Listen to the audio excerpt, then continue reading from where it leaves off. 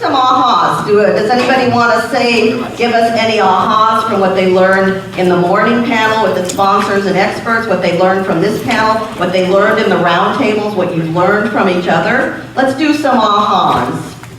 Who wants to give me an aha, a takeaway, an idea of something that they have learned or something they want to act on? Here you go, right up here. All right, Dee Dee. What Dwight said about finding a sponsor as Stand a up, speaker. Yeah. Oh, She's what tiny. Dwight said about finding a sponsor. As a speaker, I speak everywhere, and I would love to have a sponsor. Thank you, Dwight. Okay, good. There is nothing better than traveling around the country and even around the world and speaking. It is a frickin' blast. I love it. Okay, who do we have? All right.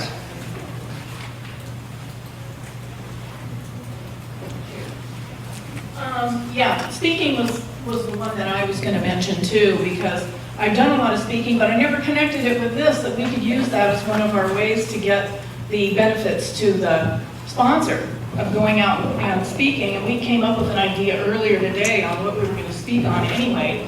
And so I think I'm going to talk to her later about getting this nailed down, because I think it's a great idea. Yeah. Now, the speaking industry has changed a lot.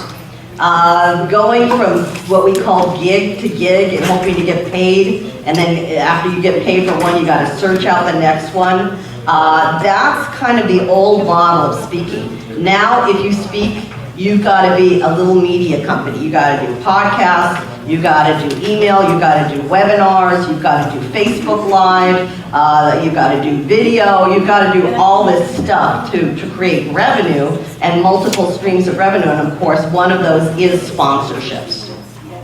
Right here, Linda. Where? Right here. There, okay, I apologize. I want to talk about the round table. When I was talking to Dennis, he gave me a wonderful idea. One of the things I wanted to do in my legacy is I grew up in a small town in Mississippi, close to Tupelo, Mississippi, Elvis's country. And I want to go back there. I'm getting ready to retire at the end of the year. And I want to build a youth center in that little small town of 8,000 people for, high-risk youth, for mentoring and everything.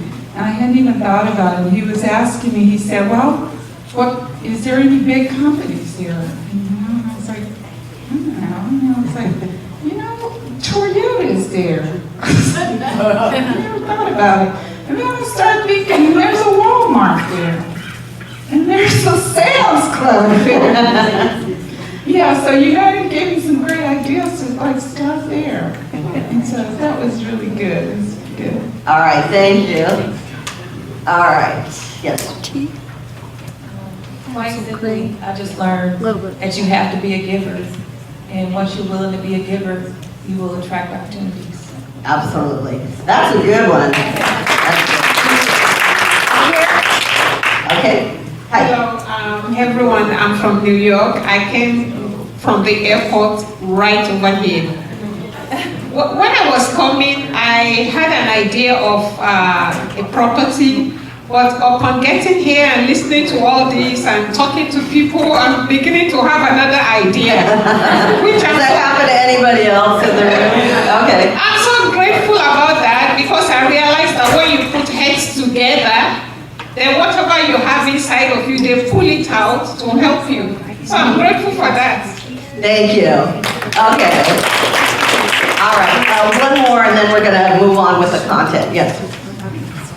Yes, I was speaking with Tom from American Family, and the idea he gave me was one that I hadn't thought at all.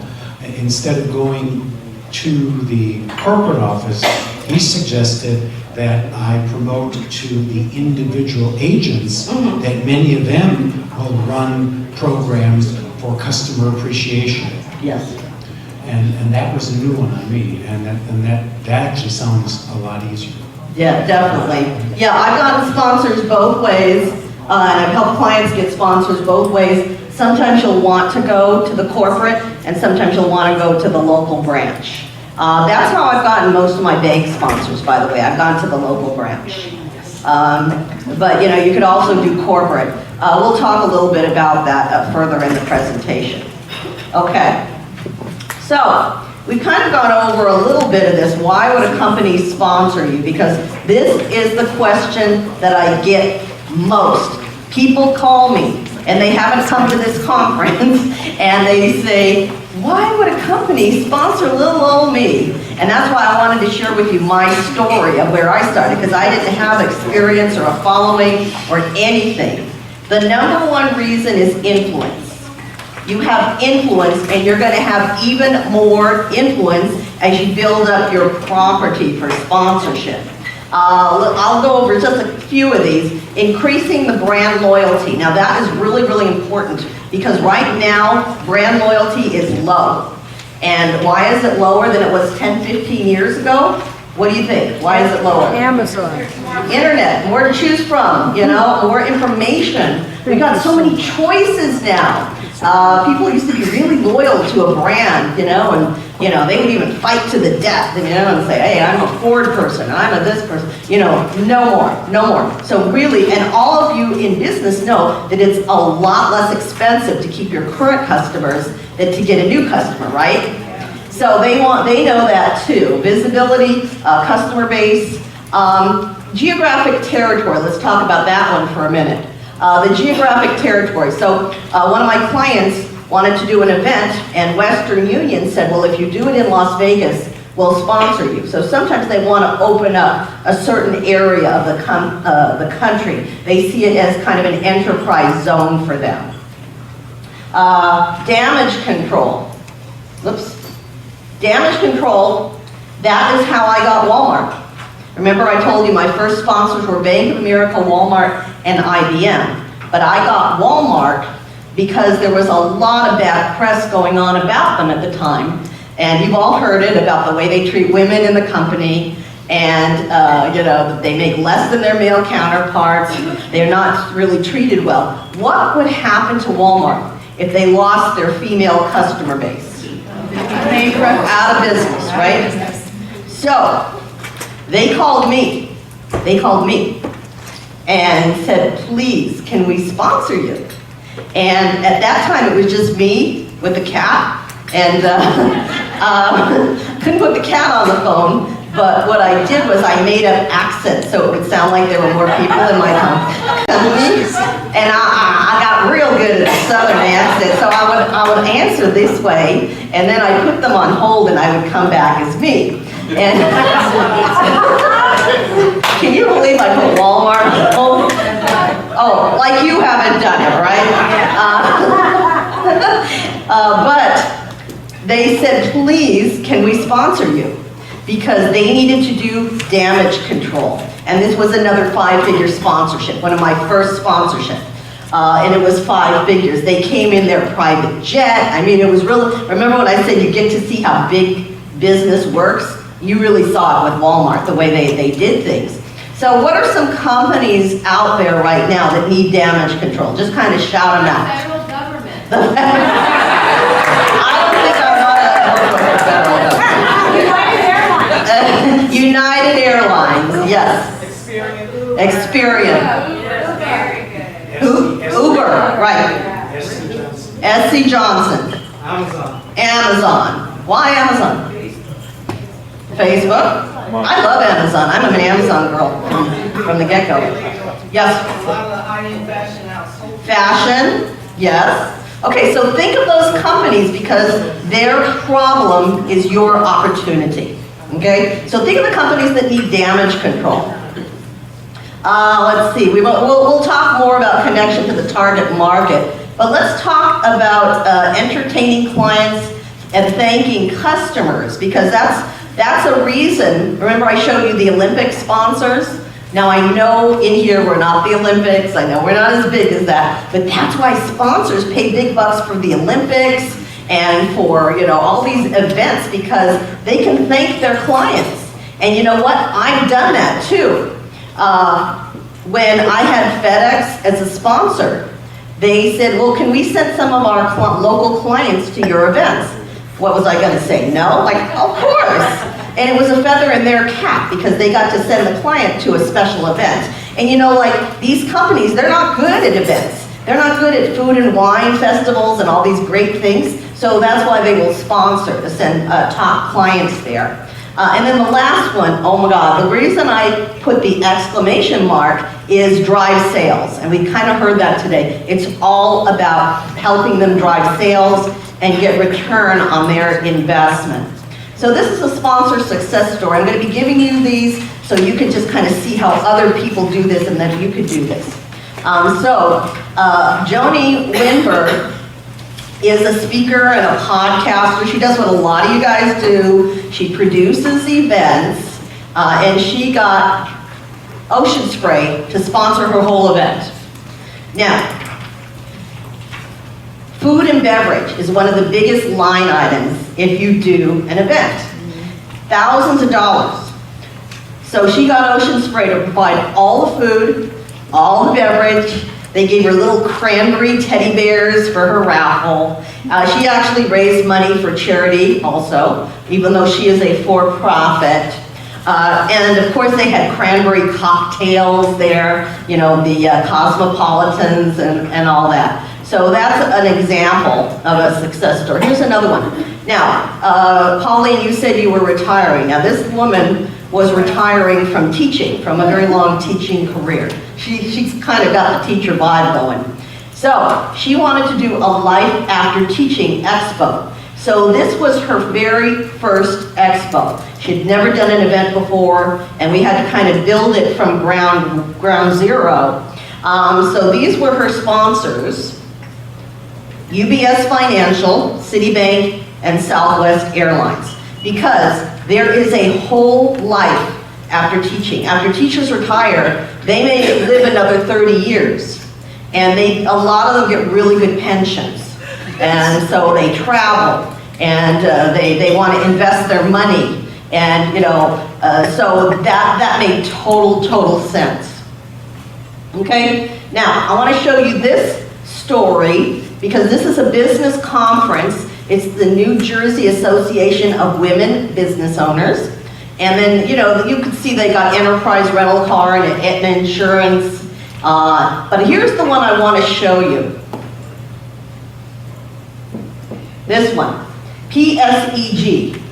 That is a utility company. This is a writer downer. Do you think your utility companies, do you pay a lot for utilities and power, or is it cheap? I'm in California. I pay beaucoup bucks for my water and my, you know, all the other stuff that we get. Water is really expensive out here.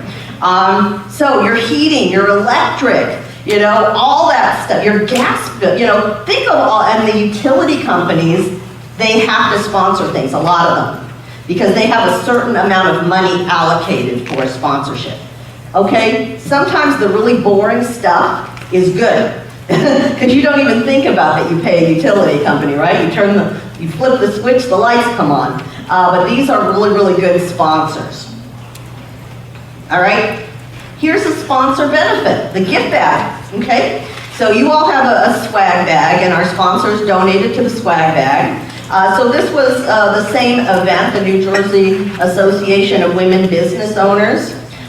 So they've got the magazine, they've got little clips, little pens in there. For one of my other events, we gave away golf tips from FedEx. And then there's some of their sponsors. So you can do a gift bag. Now, see the sponsor name, it's a little hard to read, but the sponsor name is on the gift bag. So if you do an official swag bag, put your name on the front and the sponsors on the back, because then they get some signage there. Now this was what they did with what's called an owned area. This is a really cool thing. Sponsors like areas that they can own. So this is the Verizon Relaxation Room. Dick was talking about his story with Verizon. Some of my other clients have also worked with Verizon. So what Verizon did was they just took a regular little meeting room with no windows, a lot smaller than this. You know those little meeting rooms that you go to at a conference? They draped fabric on the walls. They put candles out there. They had the music from Mohawk Mountain, like really soft music like you'd hear in a spa. And you could go in there and you could get a chair massage, neck massage, a foot massage. So it's a nice place to stop during the conference for, you know, a little R&R, but what was on the screen was FiOS, the Verizon FiOS logo. So they had a message board in there, so you knew who your host was. Okay, now we're going to talk about social influencers. Where are my social influencers? My podcasters, my YouTubers? Okay, great. All right, so podcasting has gone mainstream. This year, for the first year, iHeartRadio, one of the biggest media companies in the world, had podcast awards. And who was the sponsor of those podcast awards? Capital One. So podcasting is now being recognized as mainstream and legitimate media. Okay? Now this lady, Marley Bird, does a podcast about knitting. Whatever you are looking for, I guarantee there is a podcast out there for that. She has all these fans that listen to her podcast about knitting. Look at that beautiful knitting sweater she's wearing. So these are her sponsors, you know? And a lot of these are what we call the second tier sponsors. 2/3 of podcast listeners took action on podcast ads. So that's a really good statistic for you to know. And this is something about metrics. So know your metrics. So if you do a podcast, know this, and you can cite this.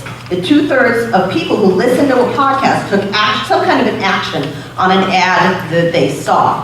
But when you do podcasting, don't just sell ads, because that's really not the way to be successful, is selling 60-second and 30-second commercial spots. You want to sell them an entire program that includes all the touch points that you have with your listeners. Email marketing, social media, video, you know, all the platforms that you use. Product placement. What product is here? Sunglasses. Ray-Ban. Okay? What's the product placement here? Shoes. Heels. Nope. Manolo, who said Manolo Blahnik? Yay! Any Sex in the City? Okay. So that's the Manolo Blahnik shoe. So product placement, if you do video, or if I have, do I have any filmmakers, TV people here? Okay, so a lot of people think product placement is kind of the be-all and end-all, but this is really difficult to do. So I don't know if I would promise this to my sponsors as one of the first things. First of all, you have to get the sponsor money before you even start to shoot, because it has to be worked in to the content of that particular entertainment product. It's hard to do after everything is all shot. But this is cool. If you want to do product placement, go for it, and it is valuable. Okay, now I'm going to show you something about Dude Perfect. Anybody watch or listen to Dude Perfect? Oh, okay. Yeah? Okay. Basically, they're a powerhouse on the internet. Look at this, over 6 million views. They've got a net worth of $20 million, and these are really, really young guys. So I'm going to show you this video. Yeah, there we go. All sports golf is just as fun as it gets. Animal people? Are animals? Okay. I tried to find another cat as good as Grumpy Cat, but I couldn't, because unfortunately we lost Grumpy Cat this year. Yeah, he is not with us anymore, but man, did he leave a legacy. Anybody familiar with Grumpy Cat? Yes. Okay. Basically, look at all of his sponsorships, you know, Friskies, and he's got his own product line of cappuccino and Honey Nut Cheerios, and what is it called? Grumpachino, sorry, I couldn't see. So I'm gonna show you Grumpy Cat. Oh, and and it's still growing even though he's not around anymore. It's 2.5 million followers and a net worth of $100 million. Okay, the lady who is the guardian, I don't like to say owner, the guardian of Grumpy Cat was a waitress. Do you think she's still waitressing? No. Of course, no. Oh, hey there. Okay, so who's this? Manny the Frenchie. Who's heard of Manny the Frenchie? Okay, so this is Manny the Frenchie. Okay. I was with Maddie the Frenchie at an event in San Francisco. I met Manny, I also met Manny. He's getting fat, isn't he? He's getting, because when they had him there to do the meet and greet, she kept feeding him all these treats. I'm like, man, that dog's getting a little fat. Yeah.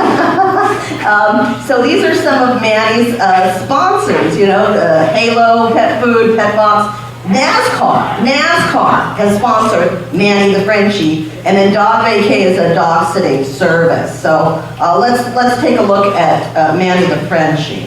Dremel. Dremel. The pet grooming cat, okay? So he's got 4 million followers, he earns over $100 million. But here's the thing with Manny the Frenchie. A lot of people want to do cause marketing, want to give to a nonprofit. So they've got the Manny and Friends Foundation.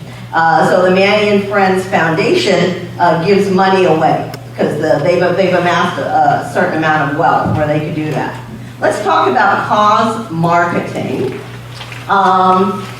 Cause marketing, it's a sales and promotional partnership between a business and a nonprofit. So this is how, if you are a for-profit business, that you can be successful with sponsors, is to do a cause marketing partnership. Give some of your money away to a nonprofit charity. And I tell you, you'll get it back in spades. Remember, she said we're givers in this room, and you really are more successful by giving. And it is a win-win thing. So sponsors want to show that they give back to the community. Christy talked about that when she was up here on the stage, how they do all these things to create goodwill and really give back to the community. These are some examples. Tom's Shoes, everybody knows about Tom's Shoes. You buy one Tom's Shoes and then they give a pair to a child in need. And some children around the world don't even have shoes. So they've kind of tackled that particular social issue. Yo Play, Save Lids to end breast cancer and save lives, and you see the pink ribbon there. Doing Good 101 was Pepsi's campaign for a while. These are all companies that do cause marketing. This is the American Cancer Society. So they partnered with all of these companies, Walmart, CVS, Delta, not Delta Dental, but Delta Airlines, Kroger, Chevrolet, Kohl's. So that's cause marketing. Now, philanthropy is pretty much a uniquely American thing. There's not as much philanthropy in other parts of the world. We're very special. And as you can see, this is a statistic from 2006 that nonprofits got $390 billion. Now, the most successful nonprofits run exactly the same as a for-profit business. The one thing that bothers me a little bit about nonprofits is sometimes they have what I call poverty mentality. Meaning, they don't think they need to spend money because they're a nonprofit. They don't really operate by business principles. So the most successful nonprofits operate by really, really strict business principles. A lot of people start a nonprofit because they have so much passion for their cause and they think the passion is going to get them through, but it doesn't. It's a great beginning, but you need to run it as a business. The only difference is that you reinvest the profits back into the business. Doesn't mean you can't make money if you're in a nonprofit, and in some cases, quite a lot of money. Oh wait, I just finished hold one. on. This is the American Cancer Society. I just finished months of chemo. Last year, the American Cancer Society, and I'd like to bring people that could talk to you, you can stay there, about, nonprofits. I always like to bring a nonprofit person here. Today we had Mass Mutual, he runs the cause marketing, and then Larry Lundy with LNG runs cause marketing too. So this is Staples, and Staples has Staples for Students, their program. Today we have a substitute teacher. I have a feeling that you're really gonna like it. Okay, so This is a partnership between Donors Choose. How many are familiar with Donors Choose? Donors Choose was started by a teacher in the Bronx, in New York. I mean, talk about trial by fire, right? Learning your profession. And the guy never had money to do any after-school programs for his kids, and they wouldn't give him money because the school system always said, we don't have any money. So he started Donors Choose, where people, can sponsor, in a way, a teacher. So if a teacher posts on Donors Choose, hey, I want to take my kids to the Natural History Museum, she gets donations from the public. So it was a very early kind of a crowdfunding platform. So they partner with Donors Choose. And then when Lady Gaga has the Born This Way Foundation, that is her nonprofit. Where's David? Where's David? David's charitable partner is Born This Way. I think he left the room for a minute. But he's one of my clients, and we put him in with Born This Way Foundation. Because he wants to help kids, he wants to help kids with their confidence. He has anti-bullying stuff that came from his past and everything, so we thought this was really good. Now this is one of the best partnerships I have ever seen in all the years I've been doing this between a company and a charity. This is St. Jude's Research Hospital in Expedia. And look at St. Jude's, okay? They are a nonprofit, but do they spend money on sales and marketing? Absolutely. I mean, they've got Jennifer Aniston and the late Robin Williams, as celebrity endorsers, and they really, really get it done. So this is their partnership with Expedia.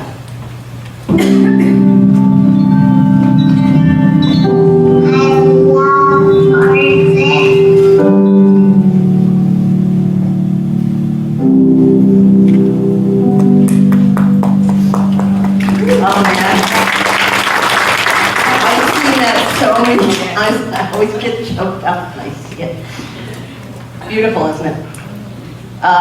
So here's the examples that we just saw. We saw Walmart, Staples for Students, the American Cancer Society, St. Jude's, Expedia.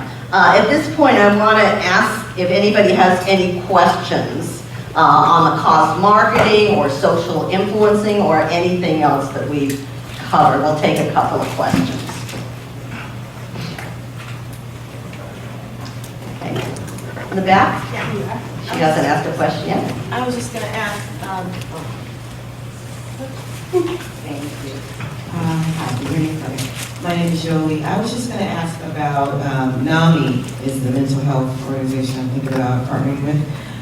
What should be my approach with that organization? Should I try to collaborate on a tour I'm trying to put together, or maybe ask them if I could be a guest at one of their events? What do you suggest? First of all, you got to connect with Kerry, with this gentleman, because he's also thinking about NAMI as a charitable partner. Not anymore? Okay, well, but you know about them, so you guys can connect. So, the way, my partner is Junior Achievement. So, basically what happened with me was I'd always heard about Junior Achievement, but I never knew what they did. But then I did a tour, and I fell in love with what they did. Because, like I said, they have 3 tenets of what they teach kids. One is job readiness. If they want to get a job, they teach them how to be ready for a job. Another one is financial literacy, because unfortunately these kids do not learn financial literacy at home. They grow up and they don't know how to really run their checkbook or their bank accounts or anything. And remember I told you I got in all that trouble with credit cards. That is their future, because they don't get the information any other way. And then of course entrepreneurship. And I was the judge at the Competitive Edge conference, and these high school students present real businesses, and they do PowerPoints. And their PowerPoint talks about how they do sales, how they do marketing, how the profit projections, like beautiful, beautiful stuff. So what I did to get Junior Achievement, when I found out about what they did, I just called them, and I said, how would you like more exposure and more donations? And the antenna went up. What do all nonprofits want? More exposure, more donations, right? They are in a constant quest for donations. It's mission critical. So hit them with their hot buttons. And then, if they want to talk to you, great. If they don't, please move on to another nonprofit. There are so many wonderful, worthy nonprofits out there. In fact, we have some in the room. Well, let me see our nonprofits. Okay? These are great startup nonprofits. Well, not startup, you've been doing it for a long time. But the most important thing about you and your charitable partner, that relationship, is the relationship. If they don't return your calls, like some of my clients say, well, I want Make-A-Wish, but Make-A-Wish won't return my calls. Well, then they're not your charitable partner, are they? Your charitable partner should thank God that you made that call to them. That's what the relationship should be. So that's how I would approach them. I don't have my charitable partner sign a contract or anything. It's a very informal arrangement. And just know that if you pick a charitable partner, it's not a lifetime commitment. You can work with them for a few years and then work with another one if you want to. So does that answer your question, Yoli? Okay, great. Right here, Linda. Okay. Hi, Amy. Hi. So question back to your point about the damage control. Because I come from a public relations background, so my brain always thinks, how could this go wrong? So a million different ways. Yeah. So even either using your Walmart example, or let's say for example I was going after a baby food company, and the baby food company had some horrific scandal with tainted baby food, but they say they fixed it. Like, how much due diligence would I need to do because my name's gonna now be attached with that company, and I'm out there promoting baby food, not some baby food, stock, pet food, but whatever it is. I'm promoting that to parents. What are your thoughts on that? I have a lot of thoughts on that. She's talking about the morality of sponsorship, okay? So if there's a company that you kind of feel, well, I'm not quite sure their core values align with mine, do not even go there, because you're gonna have to promote your sponsors. It's gonna feel very inauthentic to you. So really research it, and if you find that company is a good company and you like their values, great. When I worked with Walmart, oh my God, the people that I work with were amazing. You will never meet better people than the people in the sponsorship departments of companies. All they do is give money all day. They're great. We like that. And they're they're caring, they're like the people I brought to you, okay? They're really, really amazing people. So I felt comfortable about working with Walmart, even though I had heard all those stories. When I worked with Citibank, it was during the whole banking debacle, and there were negative stories about Citibank coming out all the time, but the powerhouses in that company were women, and they wanted to give loans to women when I was doing the Women's Small Business Expo, and I had an amazing experience with Citibank. They really, really wanted to do good, and sometimes there's just a few bad apples that create, as you know in public relations, that create that image. So you got to feel really comfortable working with that company. Debbie, we got Lisa first. So, I have Max, who's the pet influencer, and I've written the children's book. And I connected with a local person with the Animal Protection League, and his suggestion is to do some sort of a small, for cause with them, which then he has connections into the Petco charities, which then could take into bigger things. So, business question first. Do I need to have, like Manny and Friends has, a separate thing, and that's what donates to them?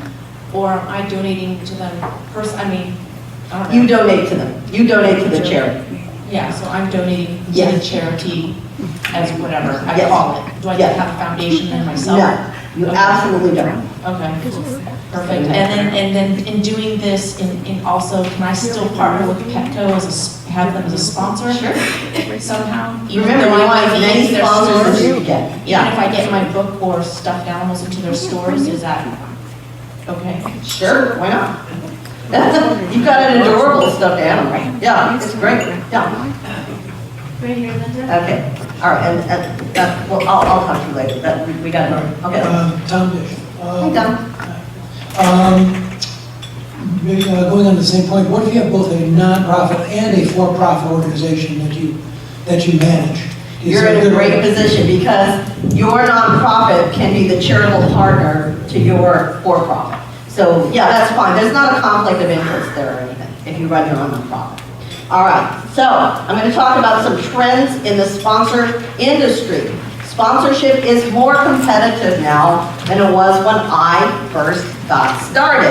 And that's why I do these trainings, and that's why I speak all over the country about this, because I really want you to get past your competition. And I really want you to show up big in the sponsor world. But it is more competitive now.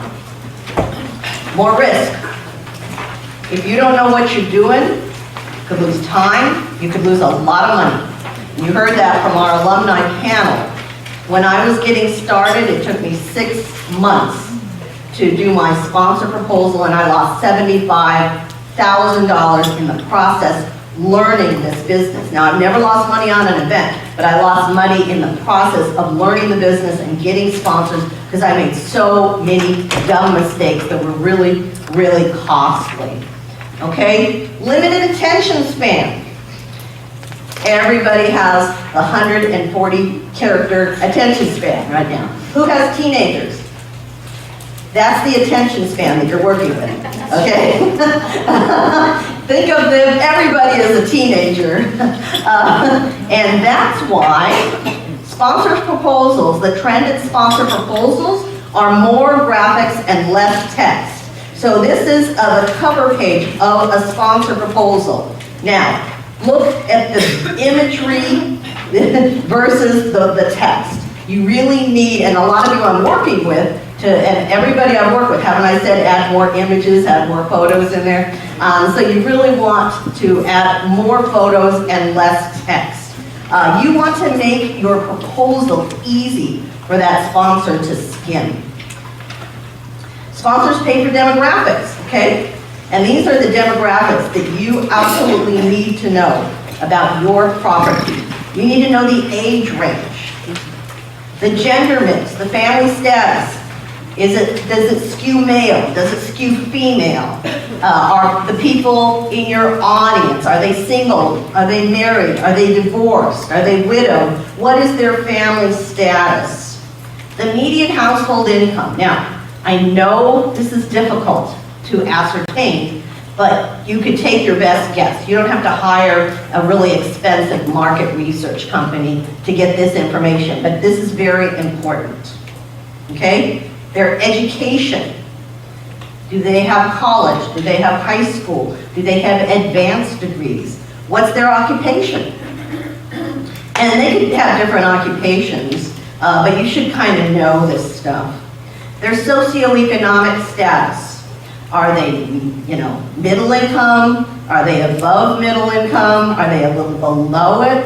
You kind of need to know that.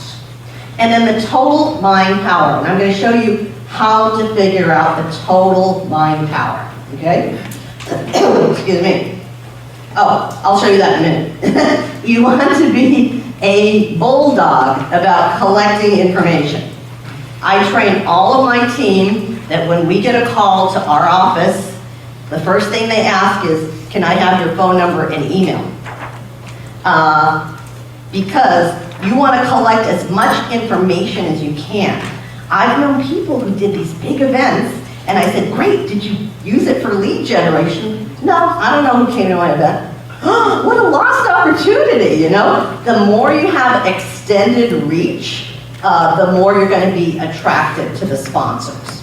So you really want to collect all the demographic information that you can.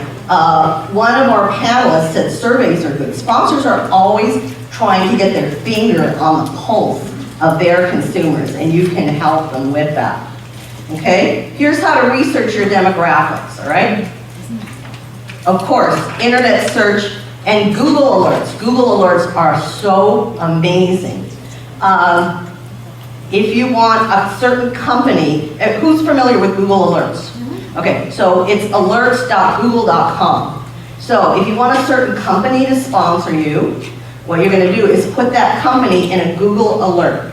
And then you will get an email anytime that company is mentioned in the news and in the media. If you want to learn about your demographics, put that in a Google Alert. I put so much stuff in Google Alerts, and you get stuff directly into your email box. It's great. Now, I have one suggestion for Google Alerts. Don't have it come to your main email box, because you're gonna get flooded with stuff. Create a separate folder for the Google Alerts to come to. And if you can't do that, ask a teenager or something. So, so Google Alerts are fantastic. Like, you could keep in touch, like, with all the stuff that's going on with any of these companies with a Google Alert, because they put out press releases and things like that. All right? Now, here's the formula for total buying power. So, let's say you have 100 people, just 100 people that you can reach, right? And each of them are making $10,000 a year. You know that's $10 million in total buying power. So that's what you do, the number of people that you can reach times their annual salary, what they get per year. Okay? Media kits. You can research your demographic with media kits. So, your audience reads certain publications, goes to certain websites. So, let's say your demographic is entrepreneurs. So you would go to Entrepreneur Magazine or Inc. Magazine, and you would request their media kit. You could probably get it online most of the time. If you can't, just call them, but don't say you want, don't have them talk you into buying an ad. Just say, I need your media kit. I'm thinking about buying an ad. And you will learn such amazing things from the media kit. I've had media kits that tell me how often people buy a car, how often people buy a computer, how often they buy a new cell phone. It's really amazing. And sponsors eat this up with a spoon. So you get a media kit for the company that you want to have as a sponsor, and you could get a media kit to research your demographic. And then somebody else has paid that expensive market research company and you didn't have to. Okay? Oh, and if you want, you can hire a market research firm, but I'm assuming, that you may or may not want to hire one. And then your experience, just use your best guess. You know your audience. You know the people that you reach or the people that you want to reach. So just kind of use your best guess and your best judgment.